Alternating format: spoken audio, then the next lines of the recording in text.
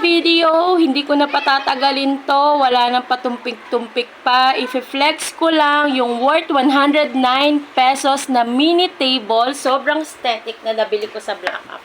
Tignan nyo naman, di ba? Sobrang ganda. Yung kahoy niya, hindi lang siya basta laminated, ah. O, kahoy talaga siya. Tsaka tignan nyo yung plate niya sa ilalim. Di ba? Talagang sobrang tibay. Alam mo na hindi siya gagalaw. Sobrang sturdy niya. Yan. And, syempre, aesthetic tayo. Team Kahoy. Yan. Bagay na bagay ito sa corner ng bed namin. Lalagyan ko ng phone ni Didi or kaya lampshade sa gabi.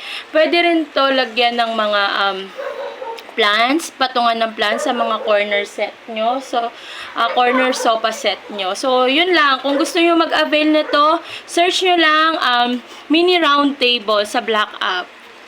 Huwag nyo i-avail to ng hindi naka-promo. 109 pesos lang to. Minsan pag may voucher kayo, mas makukuha nyo pa siya ng mas mura. So, yun lang. Bye! Ang cute! Bye-bye!